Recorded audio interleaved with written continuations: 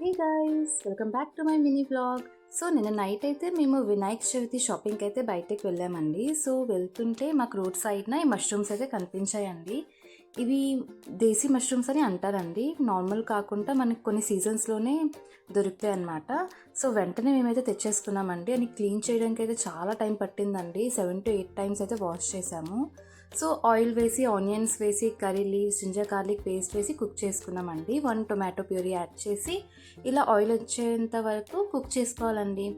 So clean చేసుకున్న mushrooms కూడా అందులోనికి వేసేసుకొని ఇంకో 10 మినిట్స్ మనం కుక్ చేసుకుంటే సరిపోద్దండి. ఈ మష్రూమ్స్ మనం ఎక్కువ మసాలాలు వేస్తే టేస్ట్ అయితే పోతుందండి. సో ఓన్లీ టర్మరిక్, చిల్లీ ఇంకా సాల్ట్ వేసుకుంటే సరిపోద్ది. సో చూడండి, yummy tasty mushroom curry ready to serve. So మీలో ఎంతమందికి మష్రూమ్ కర్రీ ఇష్టమో కామెంట్ సెషన్లో చెప్పండి. సో అయిన వెంటనే నేనైతే ఇది మాయాకైతే పట్టుకొని ఇచ్చానండి. మాయ టేస్ట్ చేసి చెప్తారు ఎలా ఉందో అని. సో మాయాకైతే చాలా నచ్చిందండి. చాలా రోజుల తర్వాత కొంచెం డిఫరెంట్గా తిన్నారంట.